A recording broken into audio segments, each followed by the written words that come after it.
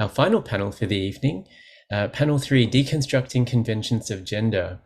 And the chair for this panel is Dr. Huei-Ling, whom you just heard.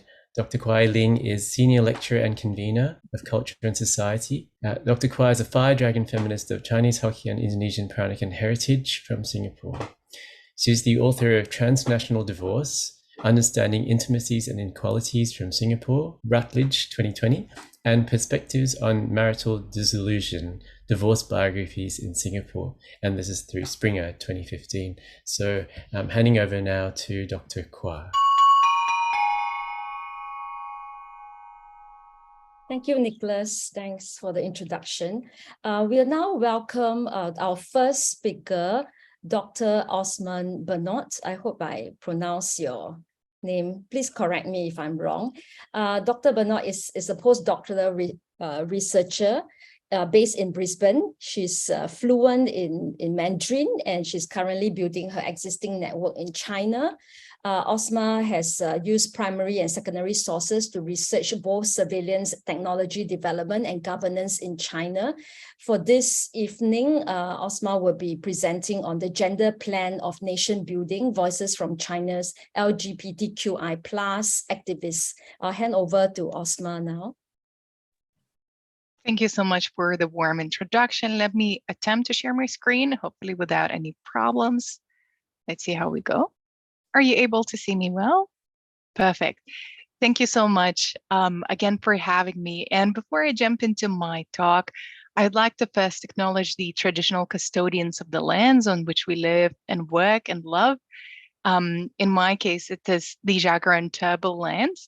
And I would like to pay my respects to elders past, present, and emerging, and extend my respect to all Aboriginal and Torres Strait Islander peoples.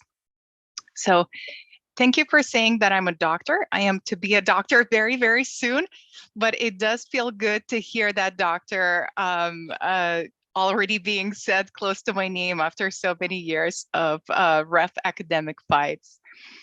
Today I will be, in my everyday academic work, I study surveillance, and today I will be introducing a surveillance theory of social sorting of LGBTQ+ activists in China.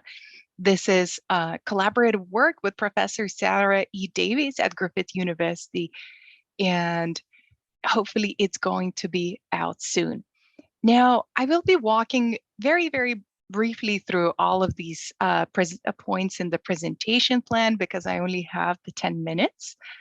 To start with the research context. So in July 2021, during one of the peaks of COVID at that time in mainland China, lots of LGBTQ+ accounts on WeChat were censored. And that hit me really personally because some of the LGBTQ+ accounts were some of the accounts that I had worked on during my activist time in China between 2014 and 2018. At that time, I thought, look, it's amazing. We've created these things that seem to be really working and catching on. And now the younger generations can take over and really work with those platforms that have been built up. So that was a really tough time. And I decided to have a bit of a look at, what happened? What happened to those inherited systems and platforms that we were so hoping to move? At the same time, I was aware that there was the closing of Shanghai Pride. Of course, we knew about Xi Jinping. And there was, with COVID-19, we saw queer communities moving online like all the others, and connecting in different ways. So really finding community in so many different ways. So I was interested to ask the question on what the impacts on groups and activists were.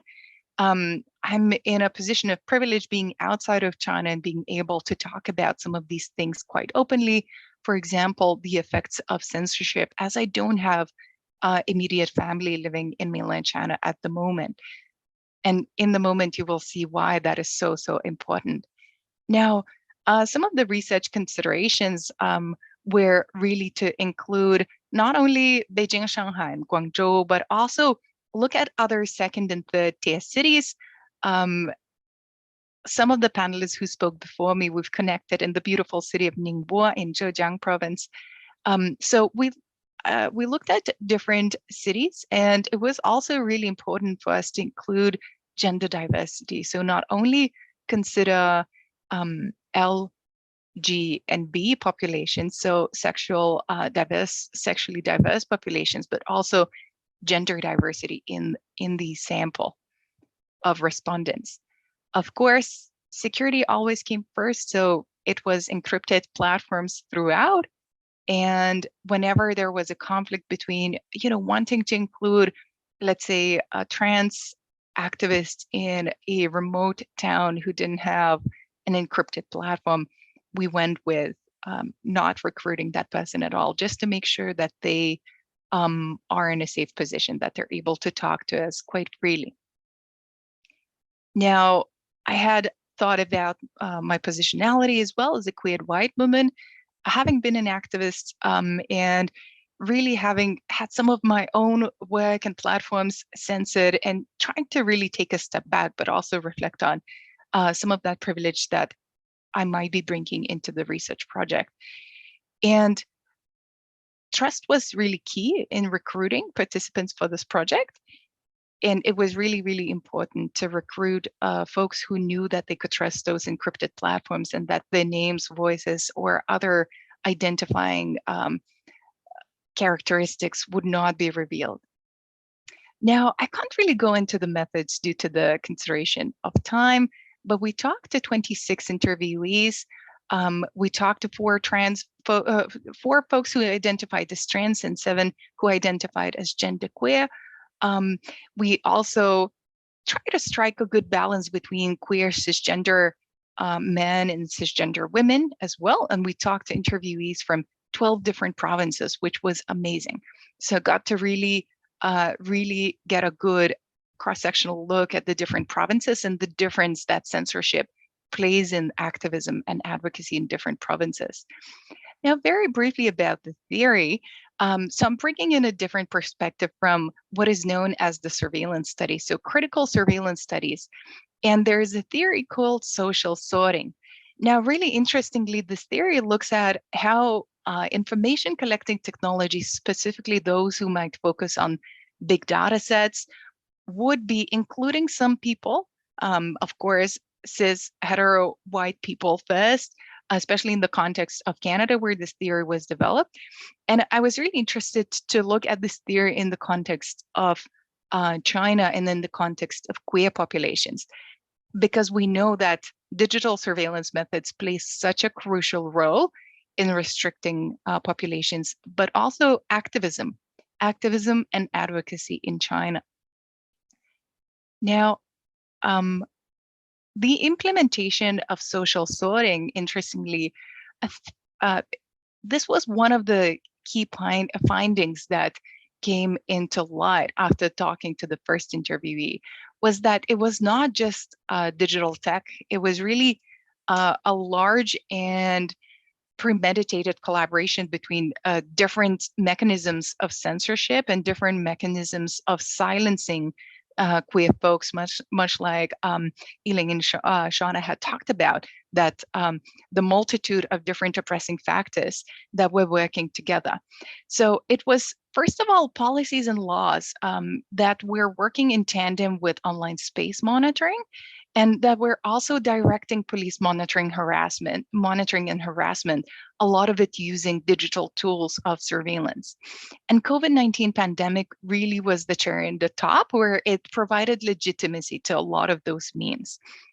And the effects of social sorting were quite sad. It was self-censorship, lots of minority stress, and survival of activist folks in that socio-political line of the party state. And I'll talk to that a little bit more. So direct and indirect social sorting, which we've had to split that into in terms of the policies. It was the two-child policy. Look, I have some cool quotes, which I'll be happy to share in an article once that comes out in the next couple of months. Two-child policy put a lot of stress on queer cisgender women, especially those who were part of the CPC or the party. There was overseas NGO management law that actually prohibited overseas NGOs from working on topics perceived as politically sensitive, and therefore restricting lots of the queer activist and advocacy work. There were also laws that, again, you can see that these are quite indirect, right? But each and every single one of these laws were affecting queer activists and advocates.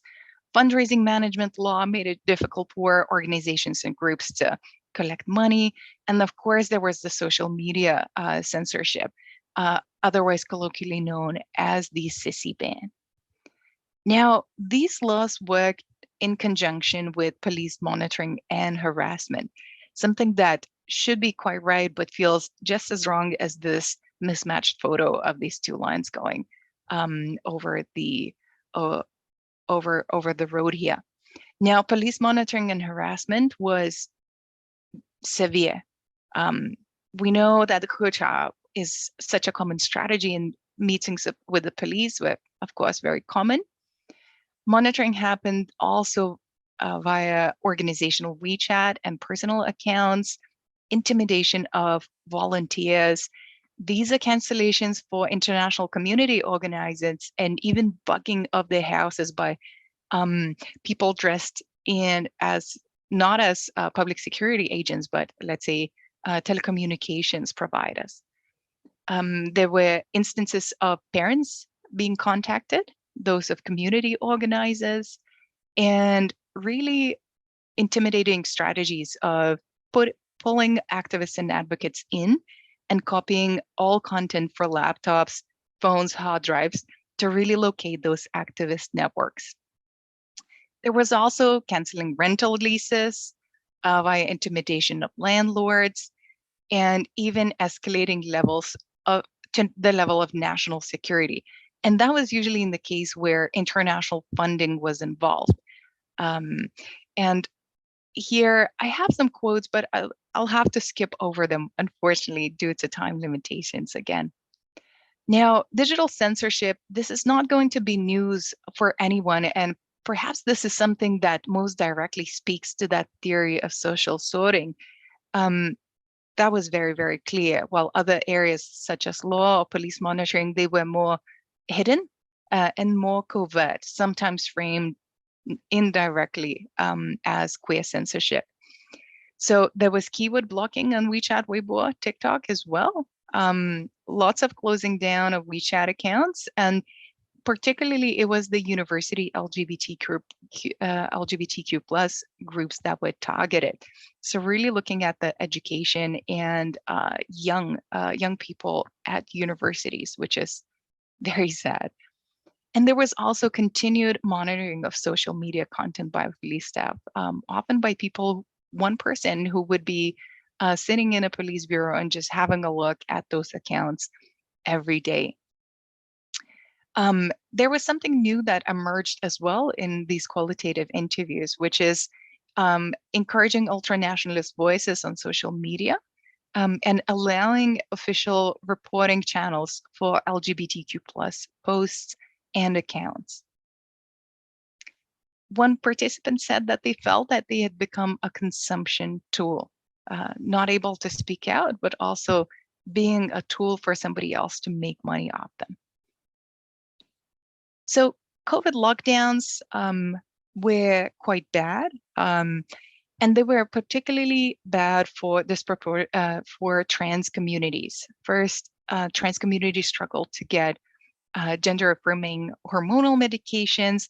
They were often forced to stay at home with their parents for a bit longer than they had planned because COVID hit during Spring Festival, and a lot of people had to continue staying at home. And COVID also became a very convenient excuse to deny queer events.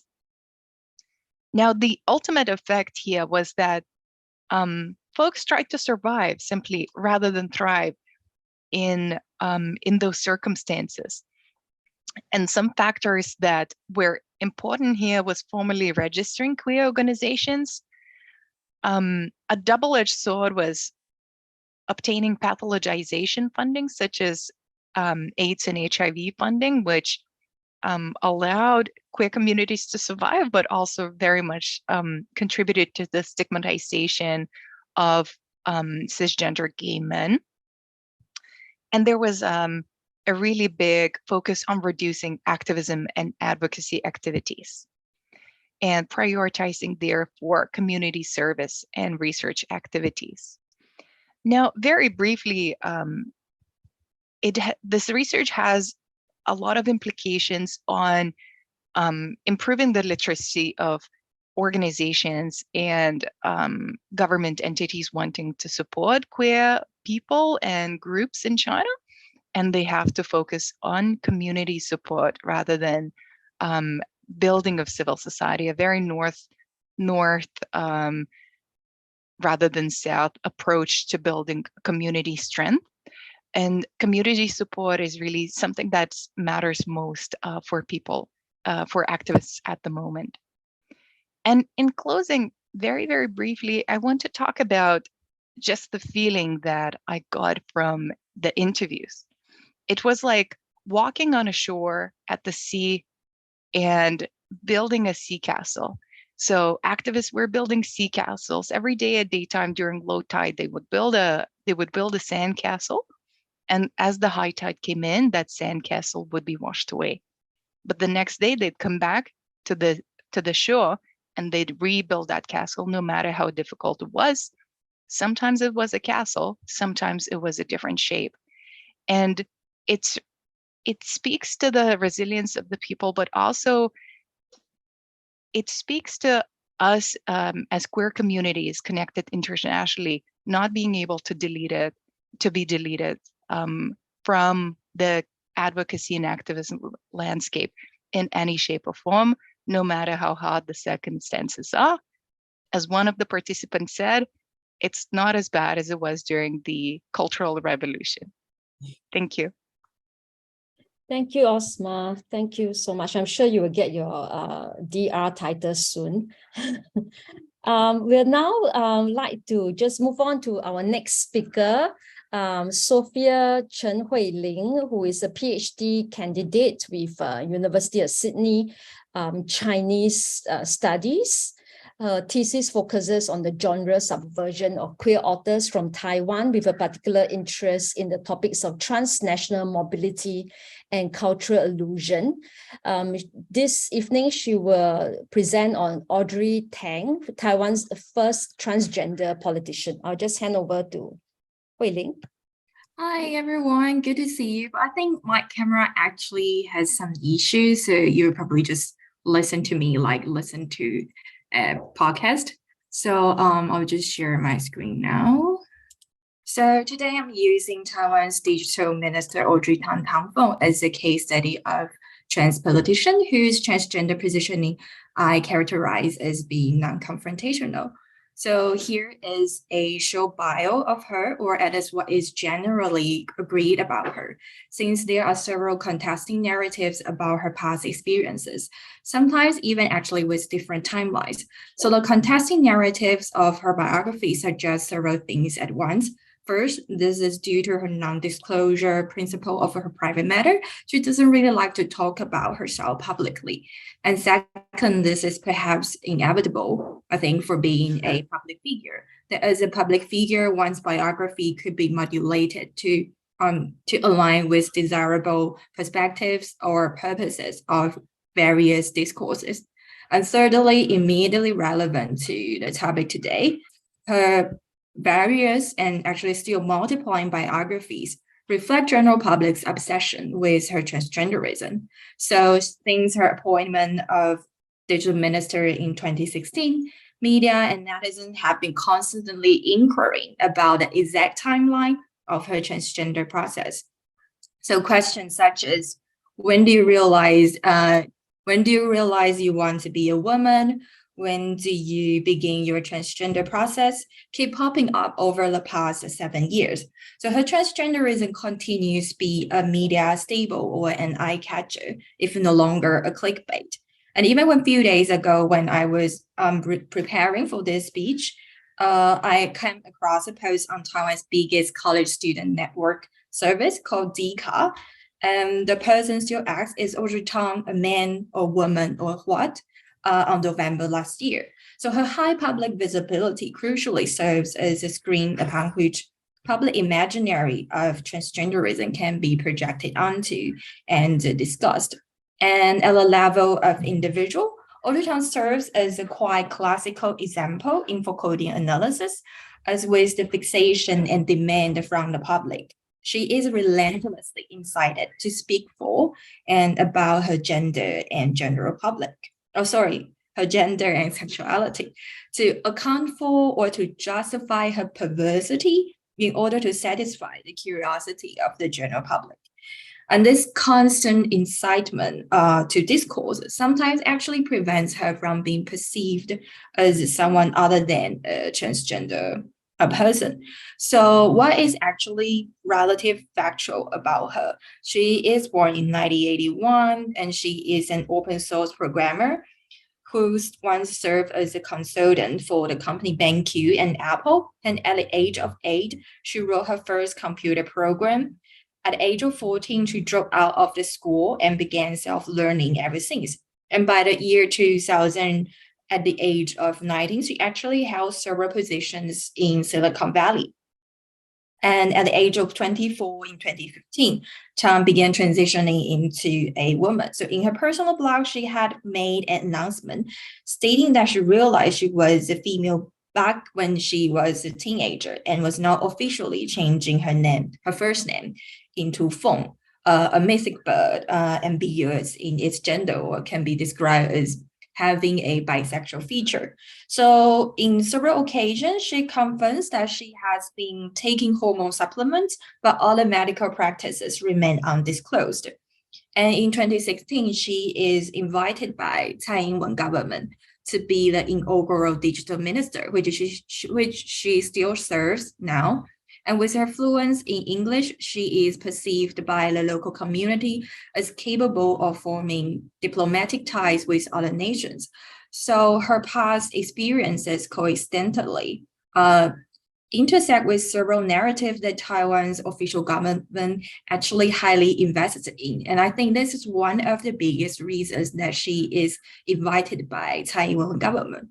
Accordingly, one of the ways to study her is to argue that she has been enlisted for Taiwan's national building project as a stand-in that reflects a desirable image Taiwan wants to be perceived by the international and has been promoting as such. So in this slide, I've collected a few news articles. About Audrey Tang from the Anglophone world that reflect a desirable image Taiwan is seeking. So with her mass distributing app, she is credited for implementing a successful COVID policy that prevents high casualty, which then align with a desirable image Taiwan sought to present during the pandemic, and potentially using as a protest against its absence from WHO. And with a major project of implementing AI into Taiwan's infrastructure, the policy again aligns with Taiwan's self-positioning, seeking to present the island as capable of innovating advanced technology instead of only manufacturing. And in some views that Taiwan's government appointed a transgender person suggests a difference from the PRC government, which then is construed as a kind of evidence that Taiwan owns a certain level of autonomy and thus should be perceived as distinct from China. Another narrative that Taiwan has been investing in since the late 1980s. So the international report of her is in fact quite consistent with the local news media reports, but within the domestic sphere, we observe more easily Taiwan's anxiety over its invisibility from the international community. So there are actually two pieces of news articles from the local, and they both describe in a quite exaggerated manners. One stating that Audrey Tang went viral internationally with exclamation mark in South Korea, which is regularly considered as an opponent to Taiwan, wants someone like Audrey Tang. And the second one, every nation in the world wish they could have someone like Audrey Tang. So this title worked really kind of like an ego boost for the resident in Taiwan who constantly worry about their state's invisibility. And they are constantly aware that they live in an essentially unrecognized state and troubled by their absence from the international political system. So with her positive alignment with Taiwan's nation building project, her transgenderism then becomes a point of contradiction that Taiwan's media and general public need to manage and make sense of. And one of the ways to manage, as I've tried to suggest it here, is to suture her transgenderism into Taiwan's queer-friendly discourse, which is a big part of Taiwan's nation building project. However, I want to look into the occasions where such suturing fails, because I think it is in this kind of occasion Audrey Tang, through her non-confrontational approach, calmly, creatively, and bravely expresses her gender ideal, which gradually pushes citizens to accept transgender subjects.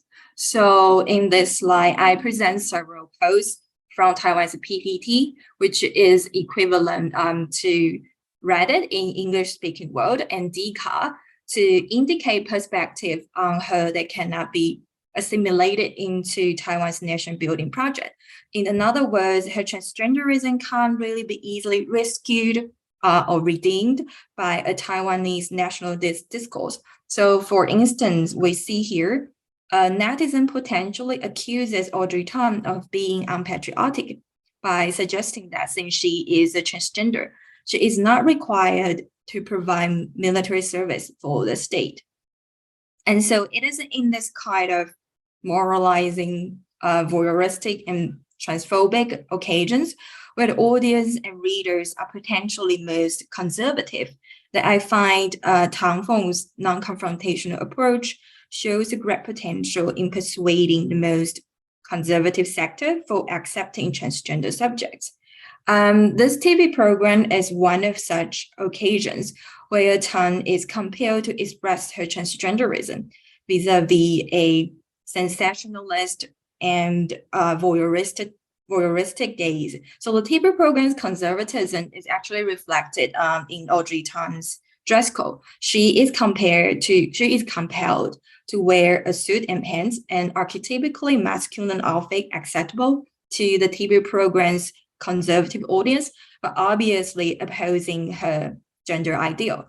And relating her gender identification, Tang corrects the interviewer by stating that it should be, I want to be a woman as well.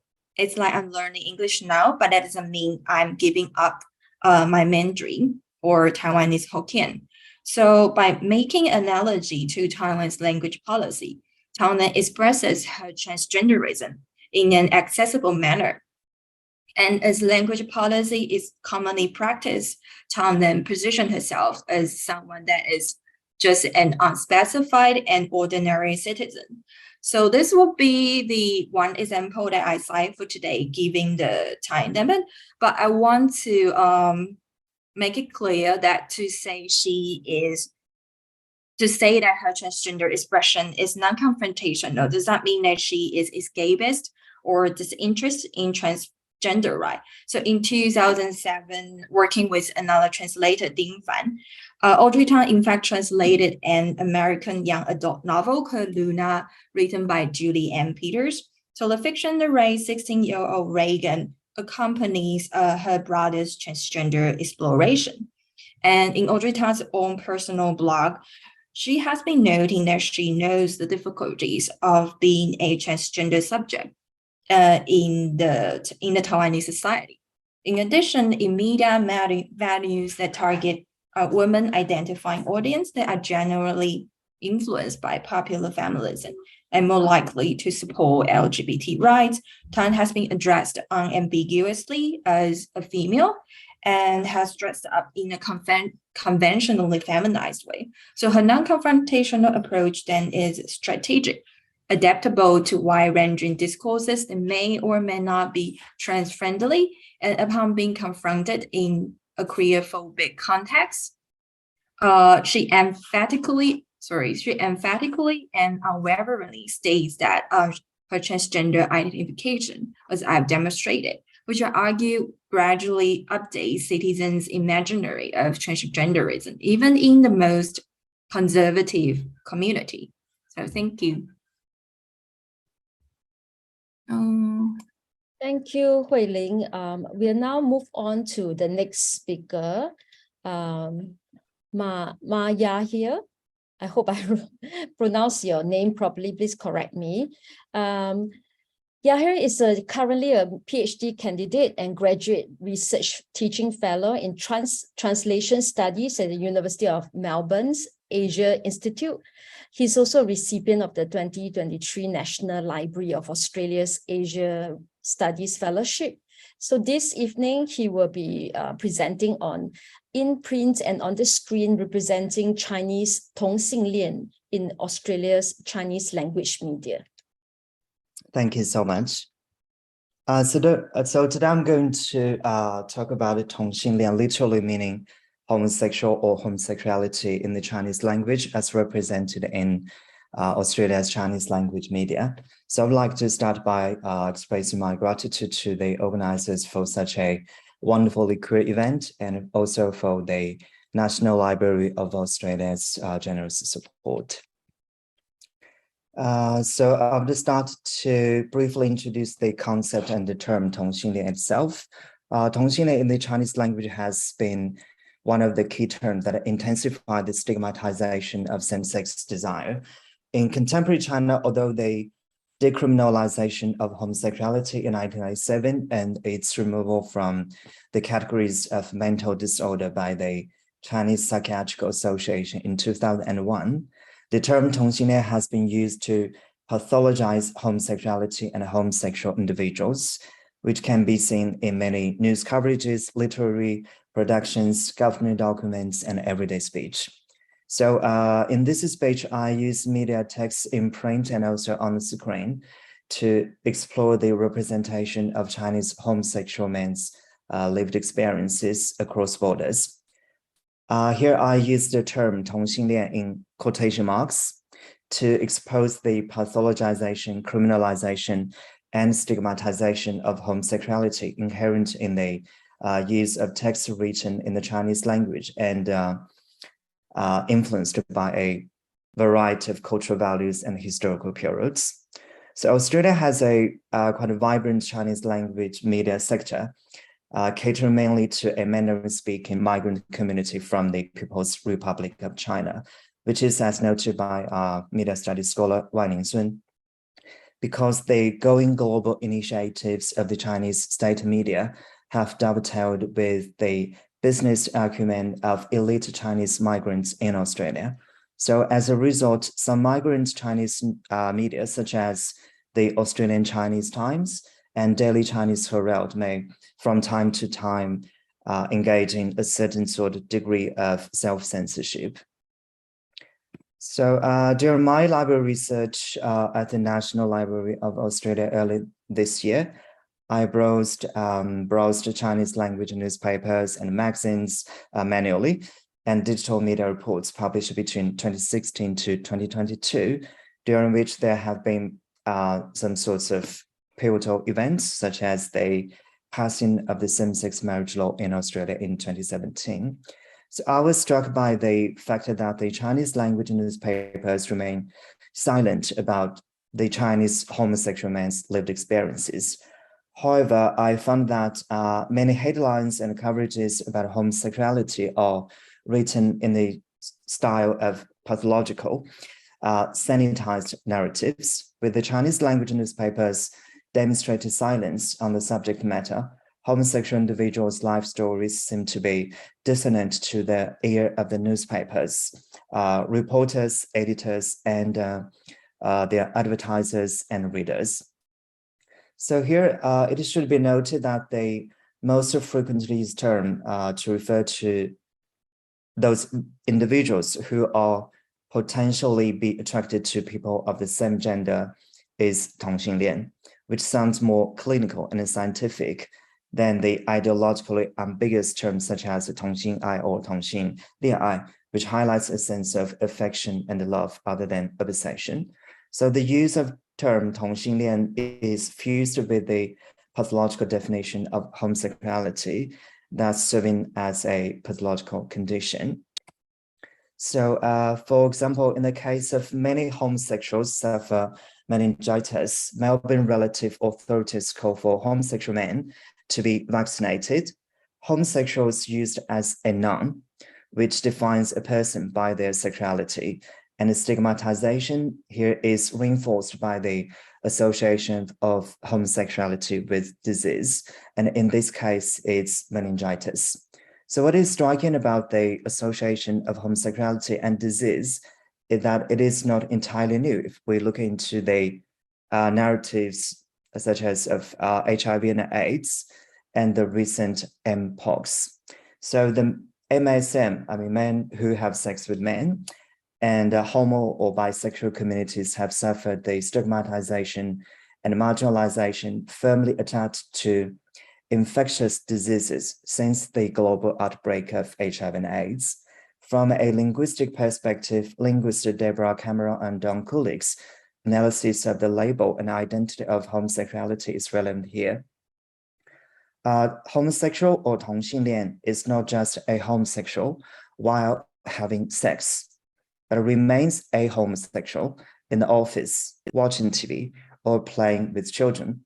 In this way, homosexuals, in the words of Cameron and Kulik, are directed at a category of persons whose sexual desires are held to constitute their identity. Such an association between homosexuality and the label, I would argue, suggests a real danger of further stigma being generated towards those individuals.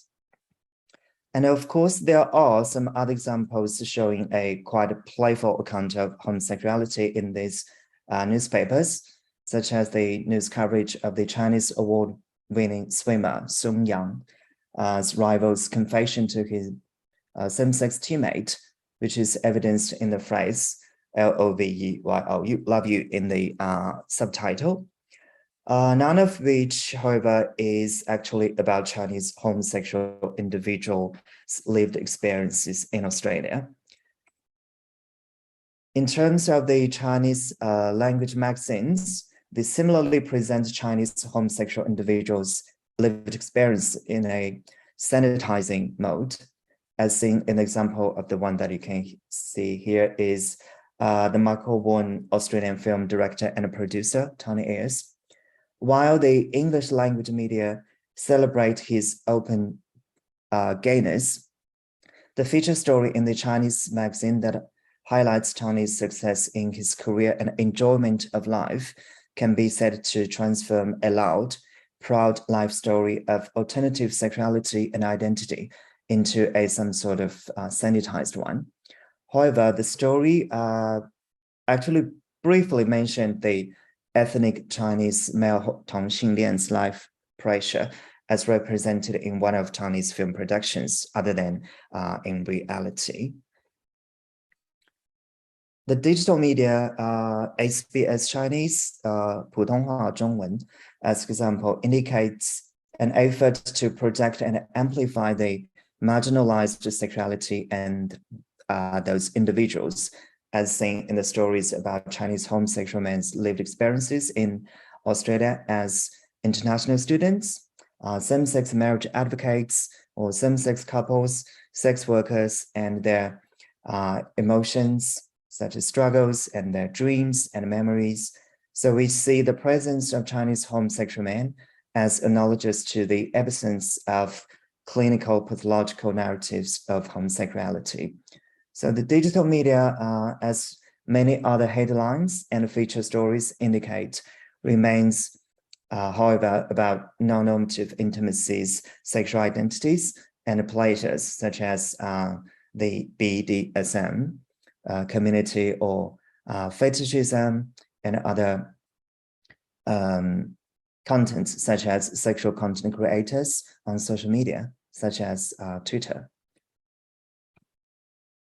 So the news coverages in print demonstrate that the traditional model of sexuality in Chinese culture have been reappropriated in Australia's Chinese language media. which have been predicated on the initial pathologization and criminalization of homosexuality and a consideration of homosexual individuals as linguistic and cultural other.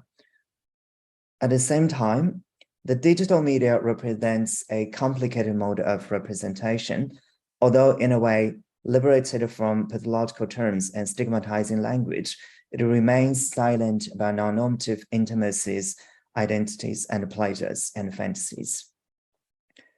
As mass media in general serves as a privileged space for registering, mediating social norms and cultural values, the analysis of media reports in print and also on the screen has much to offer in terms of documenting, revisiting, and rethinking personal/social beliefs, values, and prejudices related to gender and sexuality. Allowing those individuals the right to a complex personhood helps us to avoid either fully appropriating or radically othering those individuals, enabling us to listen to or read their life stories, not as a confirmation of our beliefs and values or reproduction of norms, but as a productive paradox. So therefore, here I'm calling for a queer perspective to provide a greater awareness of the limitations of identity categories and the culture and linguistic specific contingency in the representation of sexualities. Thank you so much. Thank you so much for that wonderful presentation. We'll now move on to our last speaker of the whole session. We have Sang Tai. Sang, thank you so much for being such a wonderful chairperson for our session. Sang Tai, pronounced he, him, is a designer, lecturer, and creative practice researcher at RMIT University, Australia. And Sang holds degrees in both architecture at the University of Melbourne and fashion design at RMIT University. He's currently a PhD candidate in the School of Fashion and Textiles at RMIT University with an interest in masculinity, intersectionality, and inclusive fashion design practices for social change. This evening, he is wrapping up our session with his presentation on Sartre as method, fashioning queer masculinities in the Asian diaspora. Thanks, Huei-Ling. Yeah, lucky last, hopefully. Thank you so much for everyone for staying for this particular session. I just want to say thank you for allowing me to present. My name is Sang. Sang is actually a Vietnamese translation of a Chinese name, which is Chai Song Shen, and my pronouns are he, him. Thank you for having me on this panel. As mentioned in an earlier panel, I'm a lecturer in the School of Fashion and Textiles at RMIT University and teaching the Bachelor of Fashion Design program. I'm currently transitioning from life as a design professional into a researcher. I'm also currently a PhD candidate completing a creative practice-based PhD looking at transforming my fashion practice, and this research is currently evolving, and I'm just sharing some of it today. I just want to begin by saying that acknowledgement of another people's connection to a country that predates me is not new. My family are first-generation immigrants and refugees. My family are Chinese Cambodian. The people of this country generously made space for us, and we arrived via plane on the lands of the Wurundjeri people. And with this, I'd like to acknowledge the people of the Wurrung and Burrung language groups of the Eastern Kulin Nations, on whose unceded land I live, practice, and I learn. And I'd like to respectfully acknowledge their ancestors and elders, past and present, always was and always will be Aboriginal land. Thank you for this invitation to present. I guess many years when I started to embark on this research journey, I'm doing my PhD part-time. I had to establish that racism towards Asians exists in Australia and also in the Western world. Of course, I've always known this to be true through my own lived experience, whether it be incidental, structural, or systemic, and that racism towards Asians is endemic in the LGBTIQ+ community, particularly in relation to men who have sex with men. I think these things are becoming increasingly accepted in principle, shared through author accounts such as Tony Ayres in Australia, and recently I've just discovered, but yet to explore, the work of Chong Soo Khan in the United States. There's an emergence of creative work among younger creatives that engage directly with racism in the queer community in Australia, and I have two on the page here that have been created specifically by Asian identifying practitioners. On the left, this recent master's graduate from RMIT School of Art, Indira Lusuari, titled An Honest Darkroom Entry sign that reads "No Asians Allowed Unless Accompanied by White Men." And on the right is David Ty's photography series that was showing at the Victorian Pride Centre, described as a surrealist expression of experiences as a queer person of colour, with the titles Rice Queen on the left and Invisible on the right. In my practice, I'm particularly interested in the T-shirt. The T-shirt has a really storied history, including in the shaping of masculinities in popular culture in the West, making its way originally as an undergarment to be an acceptable piece of outerwear, arguably through way of Marlon Brando in A Streetcar Named Desire and James Dean in Rebel Without a Cause. In the example on the left, Drake Sussman contends that the costume designer, quote, utilizes tiny details typically used to make a woman desirable, such as the cut of the collar, the sleeve, and the waistline. Subtle tweaks such as thinner, lightweight fabrication, skin-tight fit, and lower leg lines, and cap sleeves, among others, quote, eroticize his masculinity in parts through softening him. In Australia, the T-shirt has a storied history and association with surf and skate culture and enduring links to an urban beach lifestyle. And before embarking on the research, I spent my life as a head designer in a streetwear company, specializing predominantly in menswear. T-shirts, or tees as they were affectionately known, were about 50% of our yearly $30 million business at the time.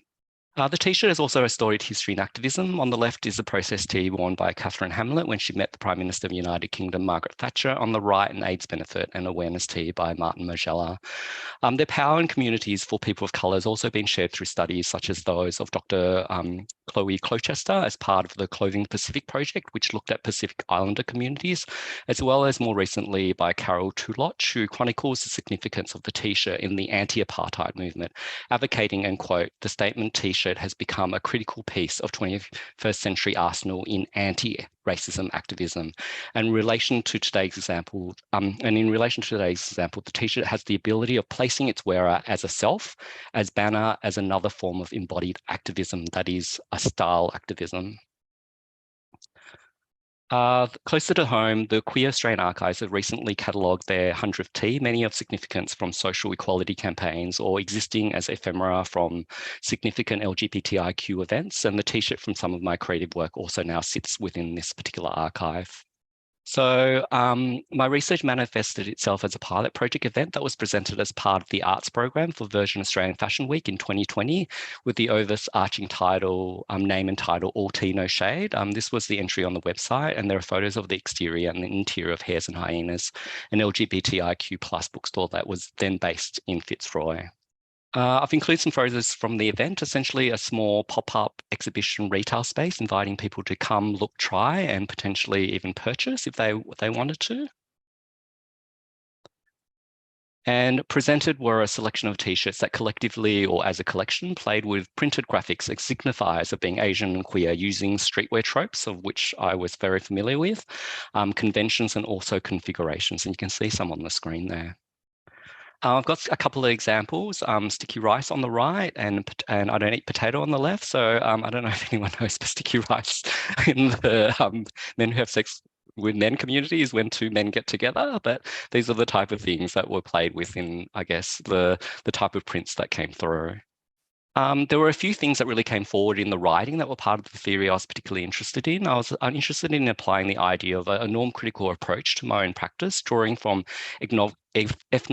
ethnography and using a norm-critical lens to reflect.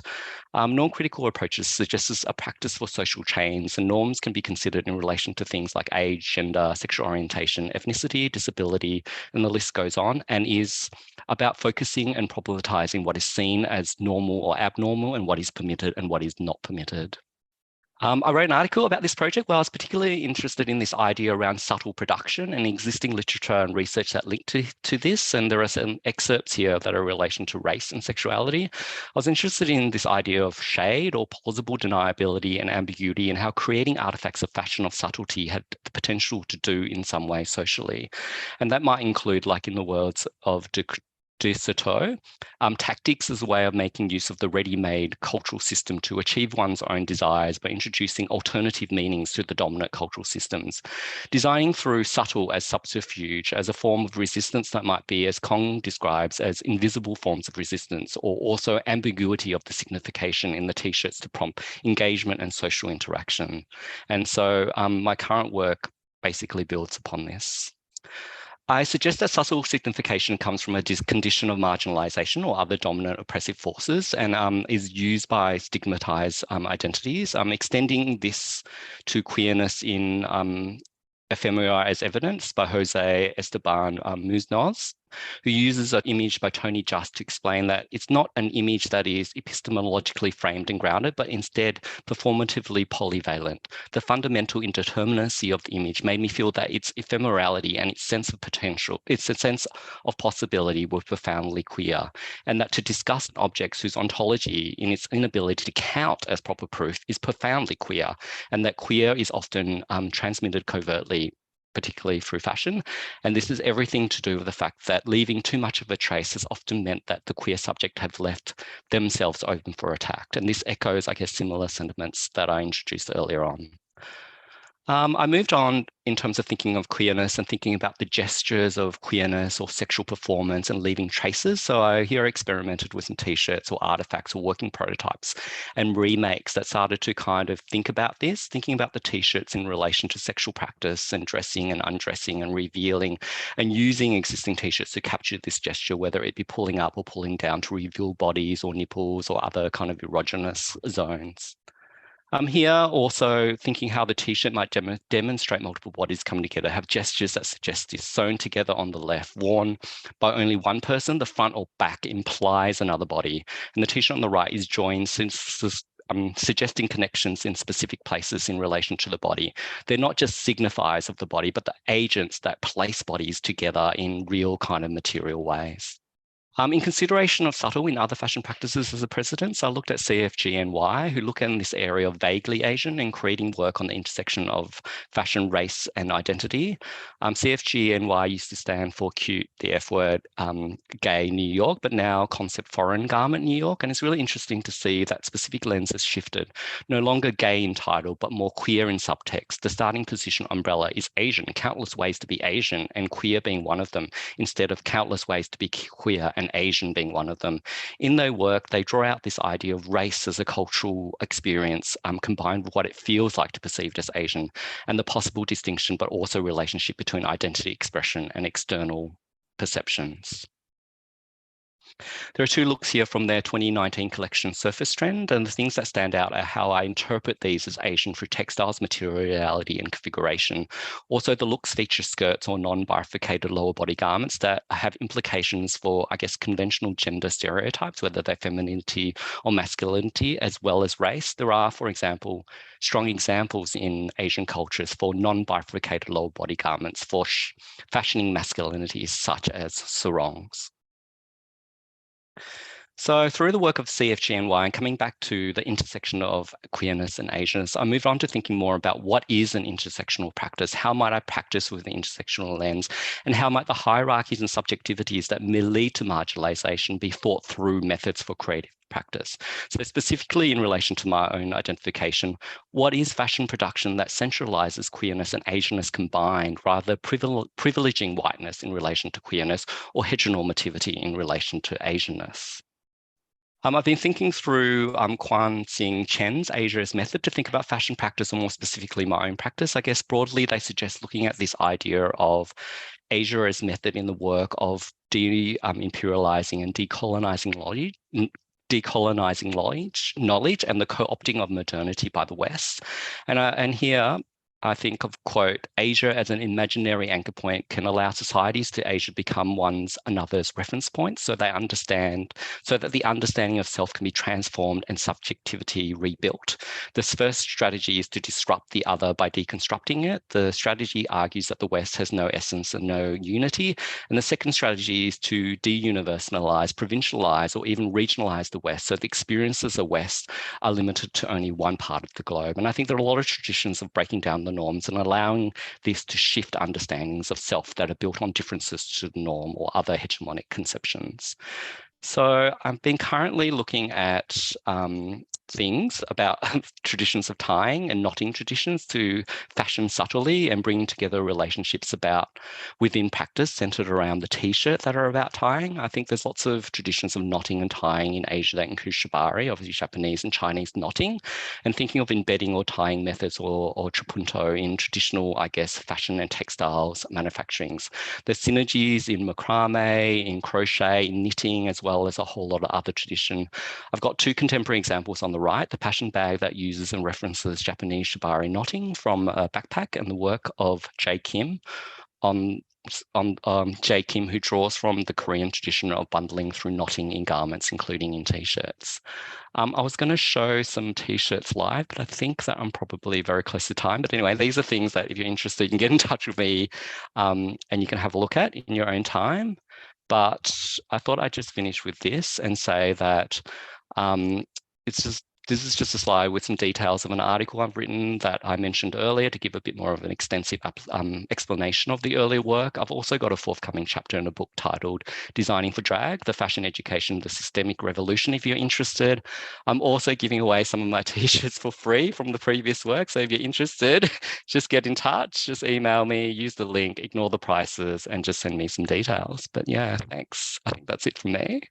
Thank you, Sang. I'll definitely be in touch for free t-shirts. Those t-shirts are amazing. Thank you for such an amazing, wonderful, and interesting finale presentation to wrap up this session. Really enjoyed that. And thank you for all the speakers within this panel session as well. I'll hand it over back to Nick. Oh, thank you so much. What a wonderful way to conclude the day. And I notice we still have audience members who have endured all throughout. Thank you very much. What a wonderful panel. And thank you, Dr. Quah, also for chairing so eloquently. I'm just going to hand over now to Professor David Goodman, who co-organized this event with us. So thank you. Well, actually, the thank you, Nick, is to you and to everybody at Western Sydney and to all the panelists and to all the chairs and to everybody who's participated. I've been sitting here listening. It's not my area of study, but I've been fascinated.